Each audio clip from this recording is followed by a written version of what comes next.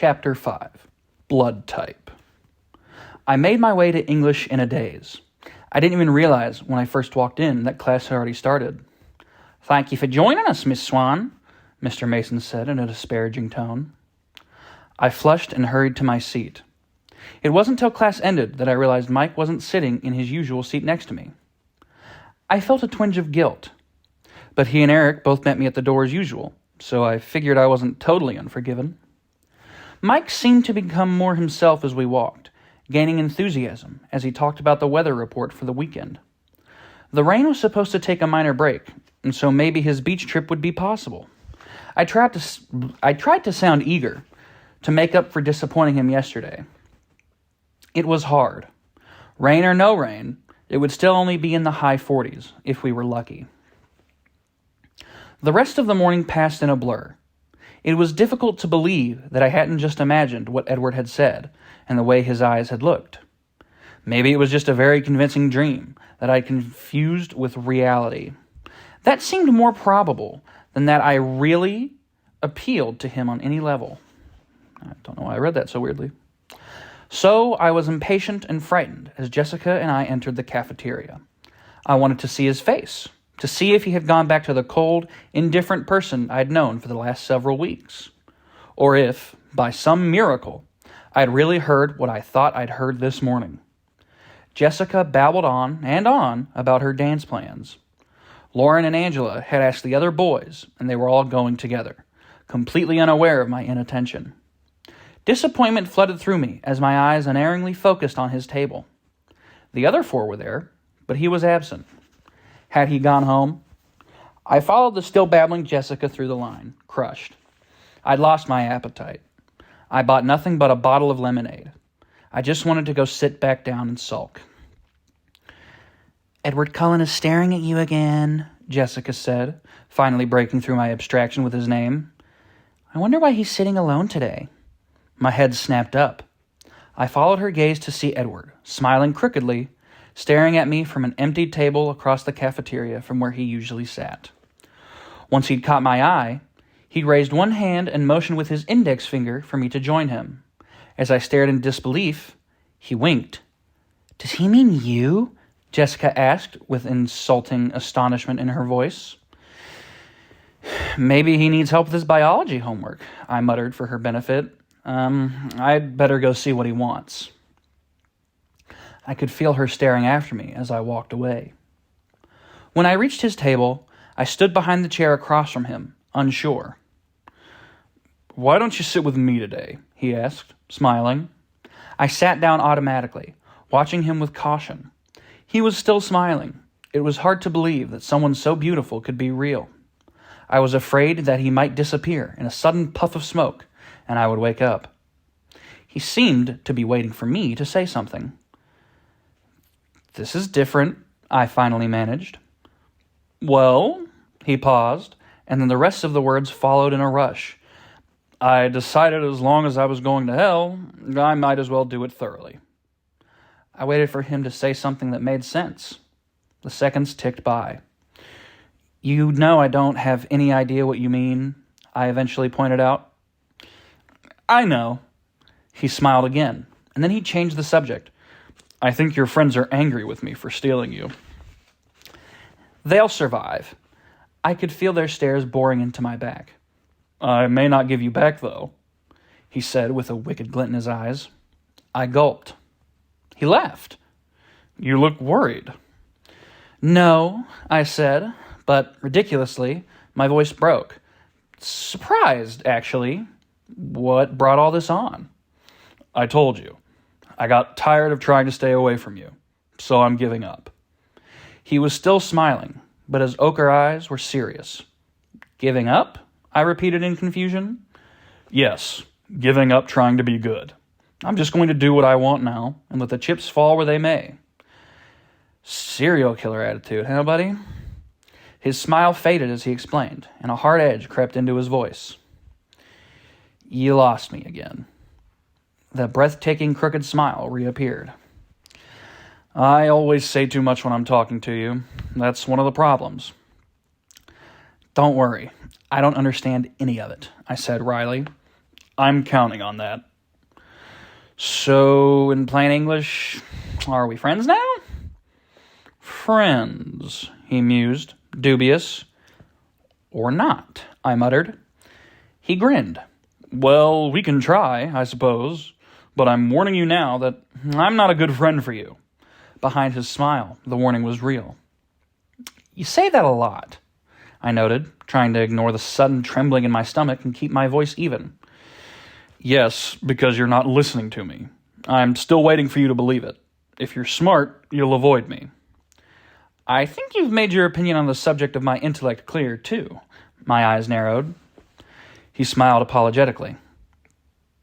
So, as long as I'm being not smart, we'll try to be friends?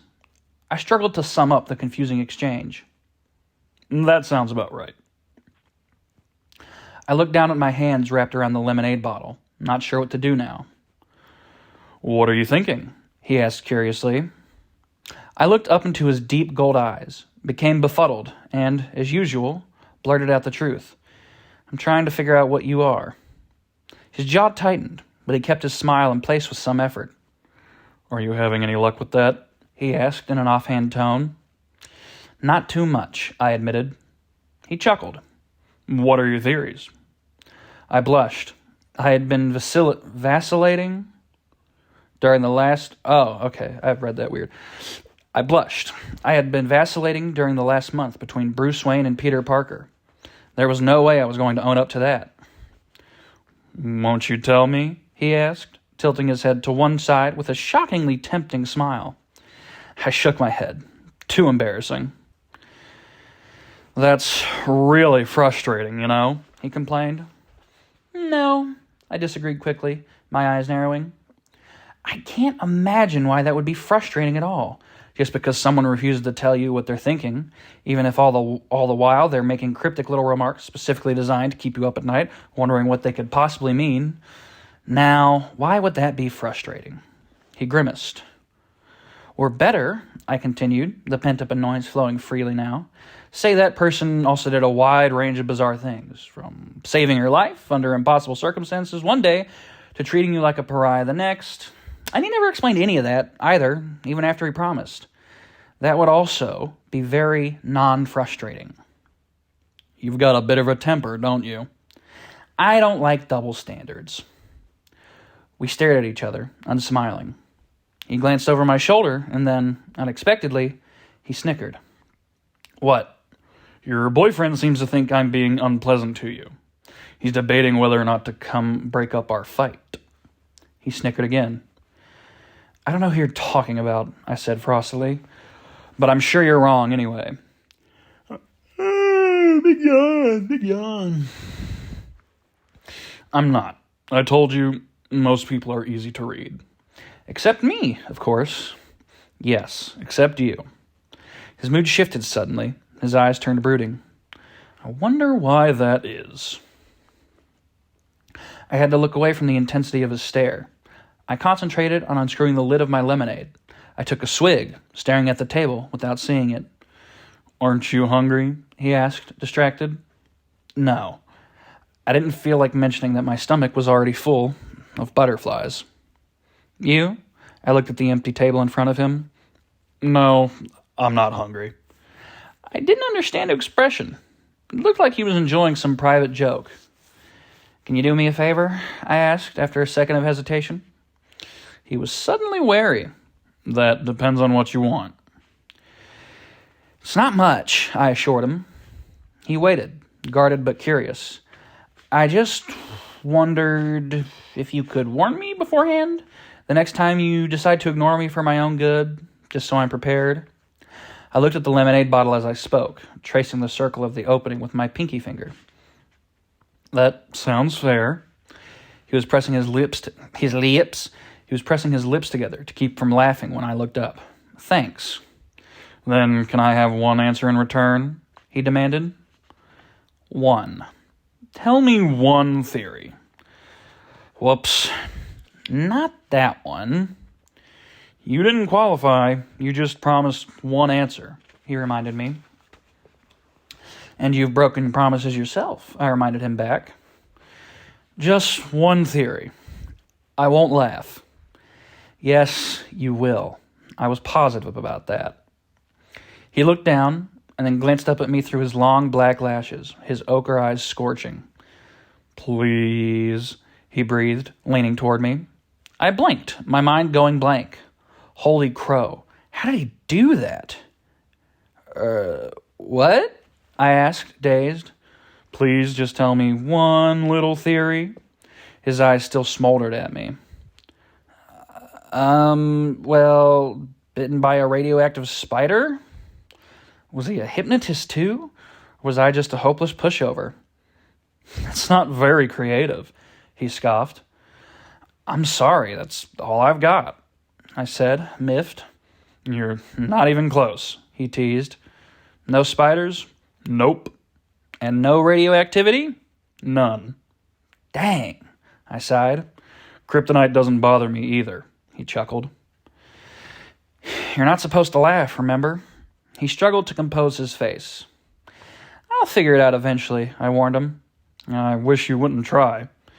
He was serious again. Because... What if I'm not a superhero? What if I'm the bad guy?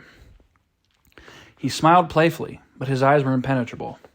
Oh, I said as several things he'd hinted fell suddenly into place. I see. Do you? His face was abruptly severe, as if he were afraid that he'd accidentally said too much. Popping my thumb break. Oh, there's a good one. And not as good. Fingies. Fingy. Fingy. Hold on. Fingy. Fingy. Fingy. Fingy. There we go. You're dangerous, I guessed, my pulse quickening as I intuitively realized the truth of my own words. He was dangerous. He'd been trying to tell me that all along. He just looked at me, eyes full of some emotion I couldn't comprehend. But not bad, I whispered, shaking my head.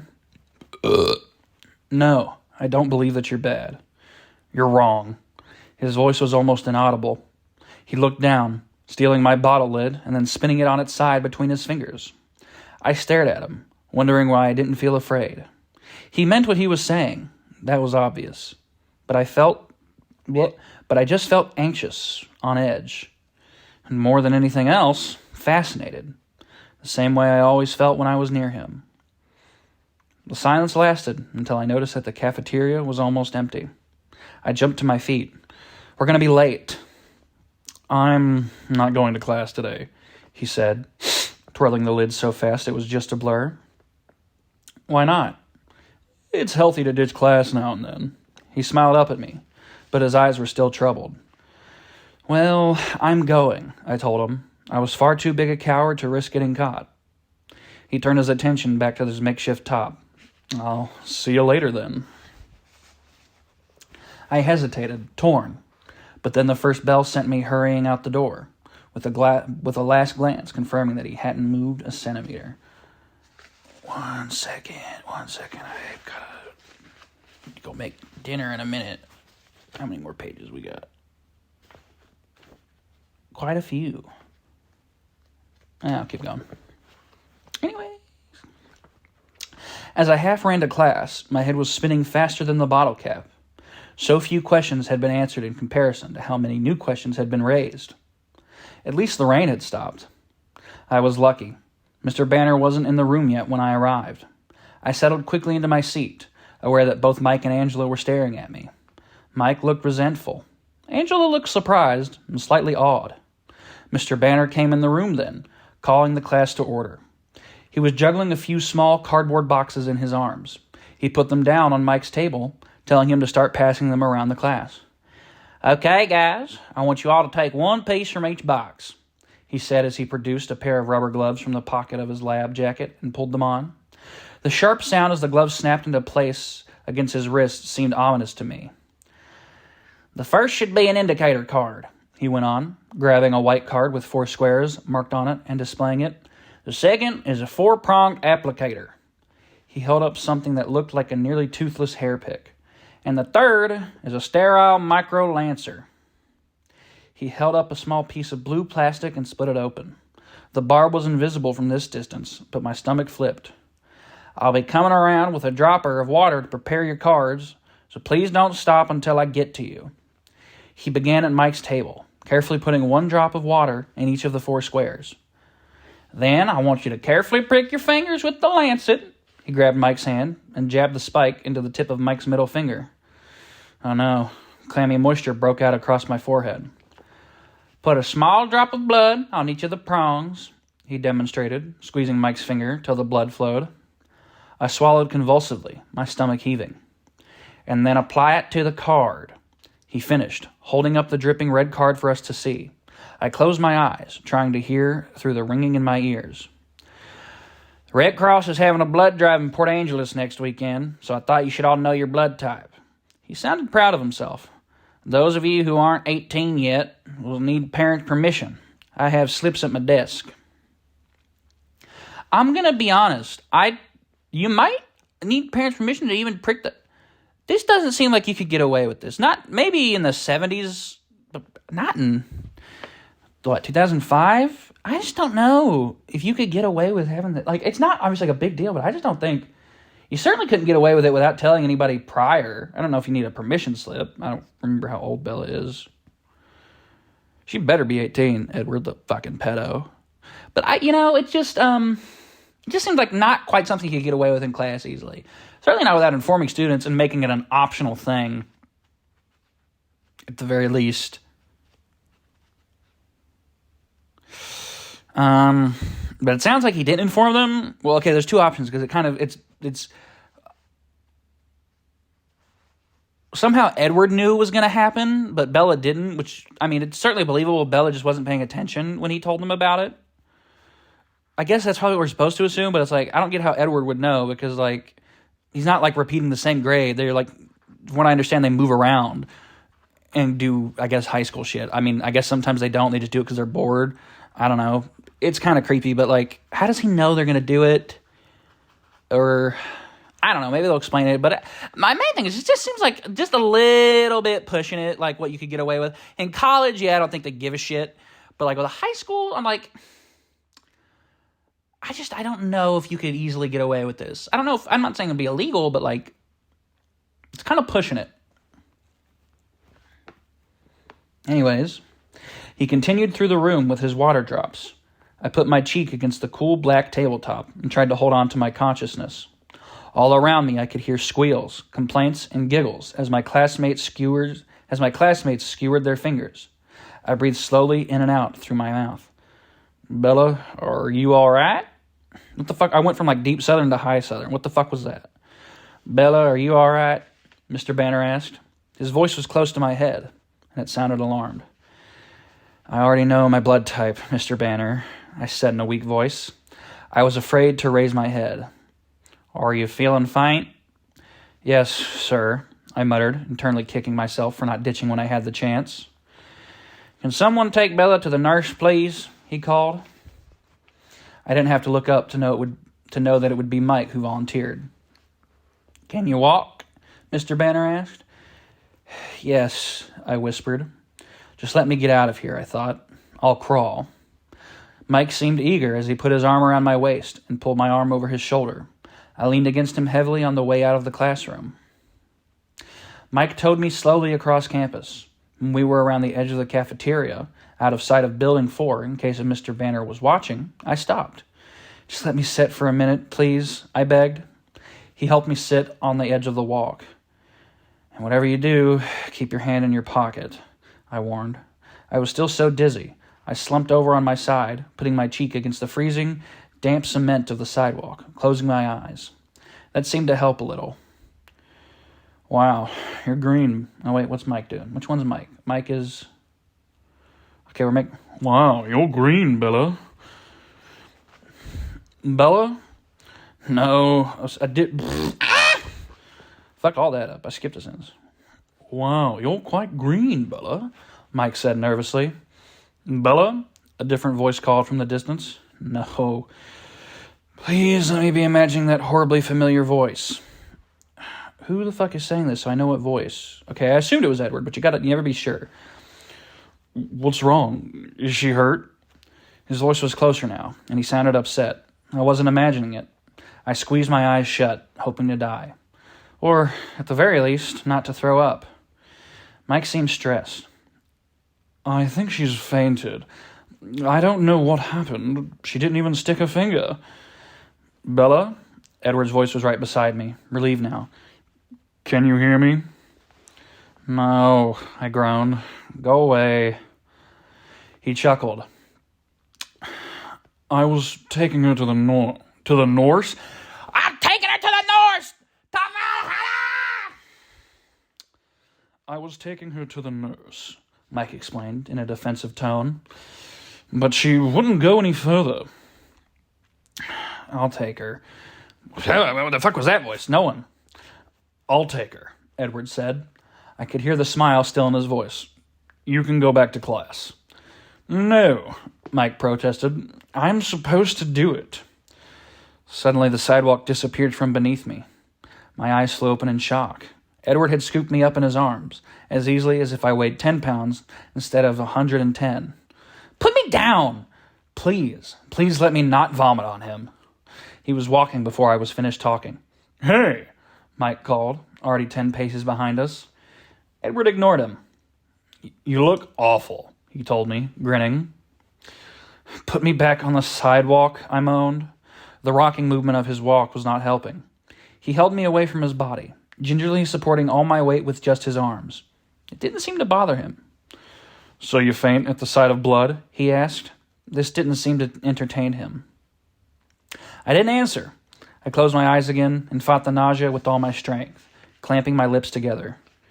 And not even your own blood, he continued, enjoying himself. I don't know how he opened the door while carrying me, but it was suddenly warm, so I knew we were inside. Oh my, I heard a female voice. I heard a female voice gasp. She fainted in biology, Edward explained. I opened my eyes. I was in the office, and Edward was striding past the front counter towards the nurse's door. Miss Cope, that's fucking hilarious. Miss Cope and Seed. Miss Cope, the red-headed front office receptionist, ran ahead of him to hold it open. The grandmotherly nurse looked up from a novel, astonished, as Edward swung me into the room and placed me gently on the crackly paper that covered the brown vinyl mattress on the one cot. Then he moved to stand against the wall, as far across the narrow room as possible. His eyes were bright, excited. She's just a little faint, he reassured the startled nurse. They're blood typing in biology. The nurse nodded sagely. Oh, wait, this is an old lady nurse. I did the wrong voice. Let's go. There's always one. He muffled a snicker. Just lie down for a minute, honey. It'll pass. I know, I sighed. The nausea was already fading. Does this happen a lot? She asked. Sometimes, I admitted. Edward coughed to hide another laugh. You can go back to class now, she told him. I'm supposed to stay with her. He said this with such assured authority that, even though she pursed her lips, the nurse didn't argue it further. I'll go get you some ice for your forehead, dear, she said to me, and then bustled out of the room. You were right, I moaned, letting my eyes close. I usually am, but about what in particular this time? Ditching is healthy. I practice breathing evenly. You scared me for a minute there, he admitted, after a pause. His tone made it sound like he was confessing a humiliating weakness. I thought Newton was dragging your dead body off to bury it in the woods. Ha ha. I still had my eyes closed, but I was feeling more normal every minute. Honestly, I've seen corpses with better color. I was concerned that I might have to avenge your murder. Poor Mike. I'll bet he's mad. He absolutely loathes me, Edward said cheerfully. You can't know that, I argued. But then I wondered suddenly if he could. I saw his face. I could tell. How did you see me? I thought you were ditching. I was almost fine now, though the queasiness would probably pass faster if I'd eaten something for lunch. On the other hand, maybe it was lucky my stomach was empty. I was in my car listening to a CD. Such a normal response, it surprised me. I heard the door open and opened my eyes to see the nurse with a cold compress in her hand. Sorry, I got like a thing in my throat. Here you go, dearie. She laid it across my forehead. You're looking better already. She added. I think I'm fine, I said, sitting up. Just a little ringing in my ears, no spinning. The mint green walls stayed where they should. I could see she was about to make me lie back down, but the door opened just then, and Miss Cope stuck her head in. We've got another one, she warned. I hopped down to free up the cot for the next invalid. I handed the compress back to the nurse. Here, I don't need this. And then Mike staggered through the door, now supporting a sallow-looking Lee Stevens, another boy in our biology class. Edward and I drew back against the wall to give them room. Oh no, Edward muttered. Get out to the office, Bella. I looked up at him, bewildered. Trust me, go. I spun and caught the door before it closed, darting out of the infirmary. I could feel Edward right behind me. You actually listened to me. He was stunned. I smelled the blood, I said, wrinkling my nose. Lee wasn't sick from watching other people like me. People can't smell blood, he contradicted. Well, I can. That's what makes me sick. It smells like rust and salt. He was staring at me with an unfathomable expression. What? I asked. It's nothing. Mike came through the door then, glancing from me to Edward. The look he gave Edward confirmed what Edward had said about loathing. He looked back at me, his eyes glum. You look better, he accused. Just keep your hands in your pocket, I warned him again. It's not bleeding anymore, he muttered. Are you going back to class? Are you kidding? I just had to turn around and come back. Yeah, I guess. So, are you going this weekend? To the beach? While he spoke, he flashed another glare towards Edward, who was standing against the cluttered counter, motionless as a sculpture, staring off into space. I tried to sound as friendly as possible. Sure, I said I was in. We're meeting at my dad's store at 10. His eyes flickered to Edward again, wondering if he was giving out too much information.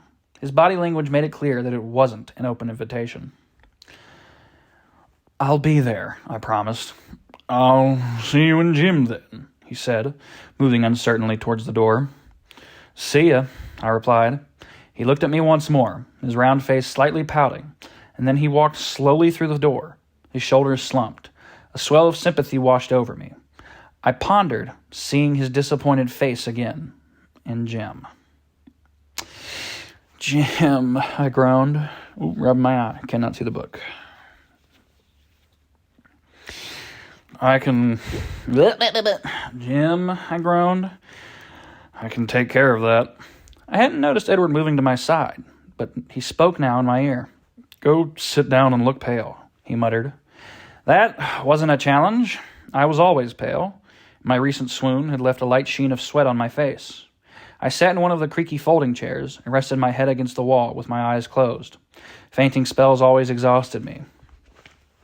I heard Edward speaking softly at the counter. Miss Cope? Yes? I hadn't heard her return to her desk. Bella has gym next hour, and I don't think she feels well enough. Actually, I was thinking I should take her home now. Do you think you could excuse her from class? His voice was like melting honey. I could imagine how much more overwhelming his eyes would be. You need to be excused too, Edward? Miss Cope fluttered. Why couldn't I do that?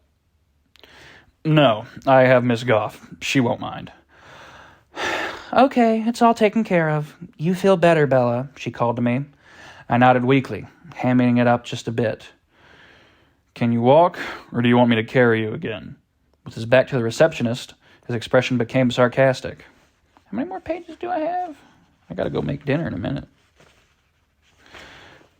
I'll walk. I stood carefully, and I was still fine. He held the door for me, his smile polite, but his eyes mocking. I walked out into the cold. Fine mist that had been... I walked out into the cold. Fine mist that had just begun to fall. Oh, that's like a describing thing. Whoopsies, let's do that again. I fucking did not comprehend that. I walked out into the cold, fine mist that had just begun to fall. It felt nice. The first time I'd enjoyed the constant moisture falling out of the sky, as it washed my face clean of the sticky perspiration. Thanks, I said as he followed me out. It's almost worth getting sick to miss Jim. Any time. He was staring straight forward, squinting into the rain. So are you going? Oh wait, that's Bella. So are you going? This Saturday, I mean? I was hoping he would, though it seemed unlikely.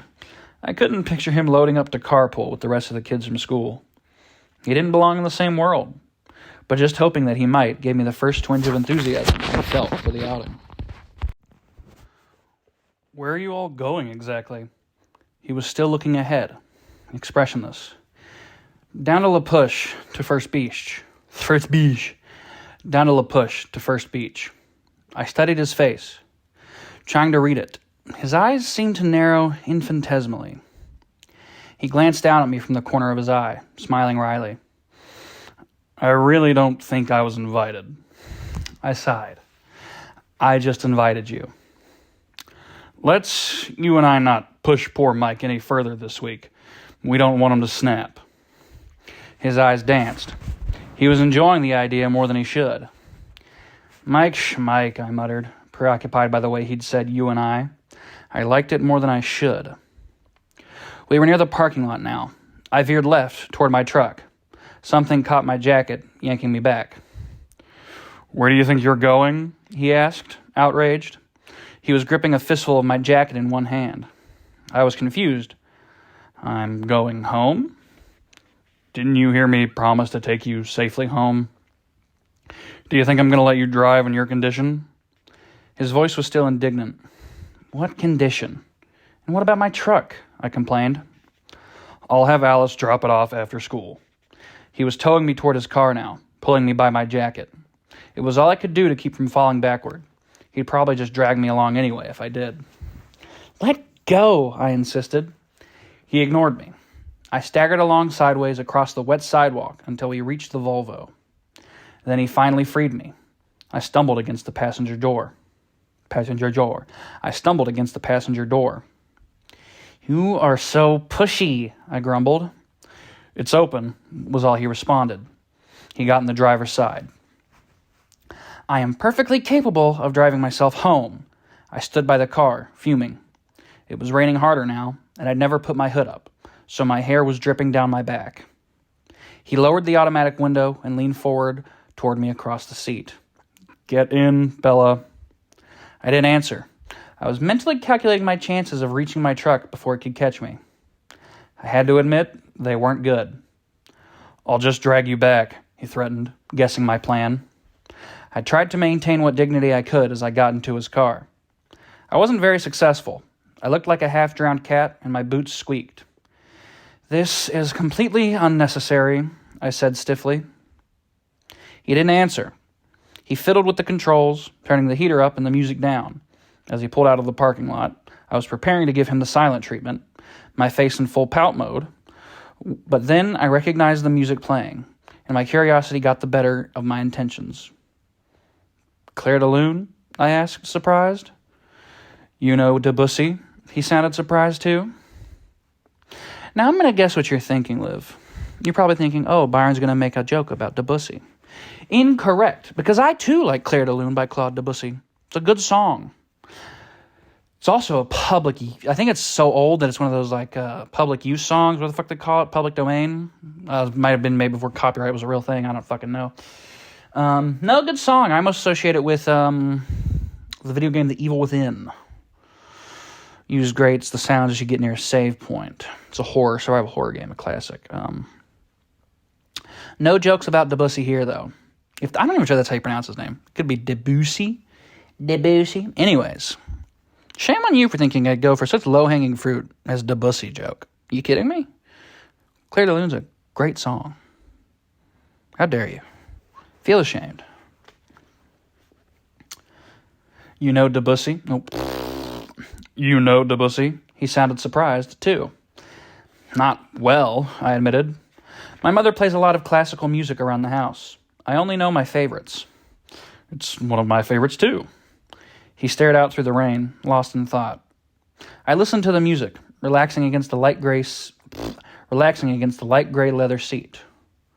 It was impossible not to respond to the familiar, soothing melody.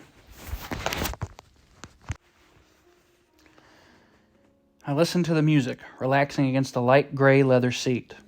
It was impossible not to respond to the familiar, soothing melody. The rain blurred everything outside the window into gray and green smudges. I began to realize we were driving very fast. The car moved so steadily. The car moved so steadily, so evenly. Though, I didn't feel this... Oh my god. I cannot believe I had just the biggest brain fart. Pretend you didn't hear this. I'm not editing it out, but pretend you didn't hear it. You never heard this. I began to realize we were driving very fast. The car moved so steadily, so evenly, though, I didn't feel the speed. Only the town flashing by gave it away. "What is your mother like?" he asked me suddenly. I glanced over to see him studying me with curious eyes. "She looks a lot like me, but she's prettier," I said. He raised his eyebrows. I totally forgot to do his voice. Whoopsies. "I have too much Charlie in me. She's more outgoing than I am, and braver. She's irresponsible and slightly eccentric, and she's a very unpredictable cook. She's my best friend." I stopped. Talking about her was making me depressed. "How old are you, Bella?" His voice sounded frustrated for some reason I couldn't imagine.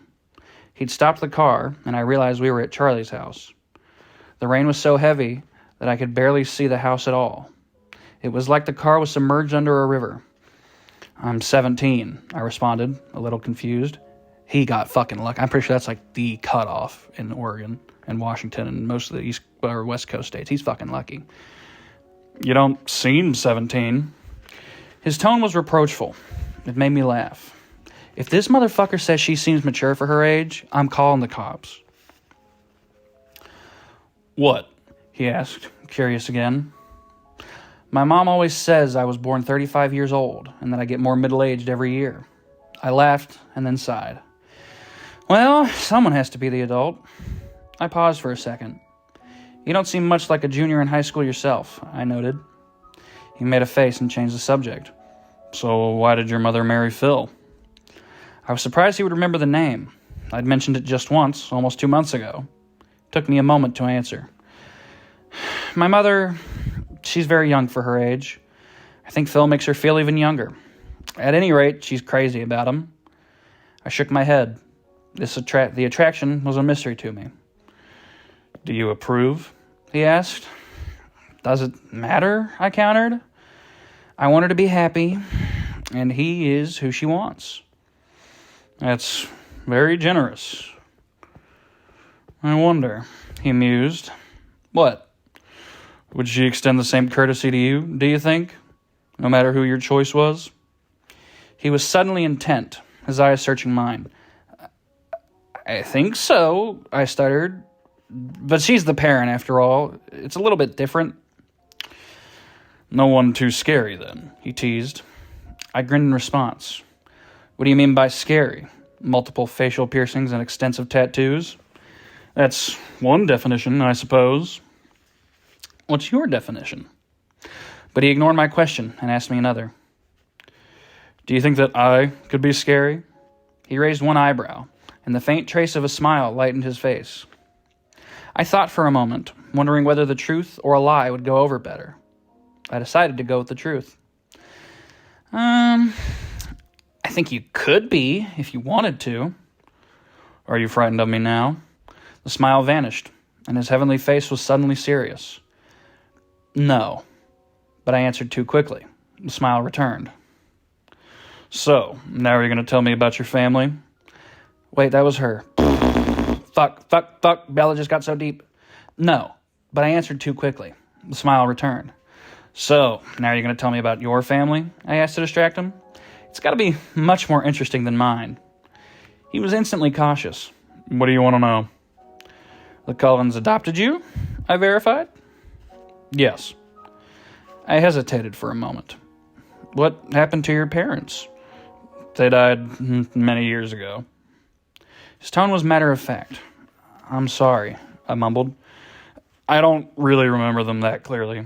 Carlisle and Esme have been my parents for a long time now. Is it Esme? No, it's probably just Esme. I'm getting it confused with Renesmee. Any relation? I mean, obviously, because she's close with the Collins, but was she named after her? Like, because like a redo, like another version, she's the Renesmee. I guess I don't know where the N would come from, but she's the sequel to Esme. If it was Esme, but I think it's just Esme. Stupid fucking name. And you love them. It wasn't a question. It was obvious in the way he spoke of them. Yes, he smiled. I couldn't imagine two better people. You're very lucky. I know I am. And your brother and sister? He glanced at the clock on the dashboard. My brother and sister, and Jasper and Rosalie for that matter, are going to be quite upset if they have to stand in the rain for me waiting. Jesus Christ. My brother and sister, and Jasper and Rosalie for that matter, are going to be quite upset if they have to stand in the rain waiting for me. Oh, sorry, I guess you have to go. I didn't want to get out of the car. And you probably want your truck back before Chief Swan gets home, so you don't have to tell him about the biology incident. He grinned at me. I'm sure he's already heard.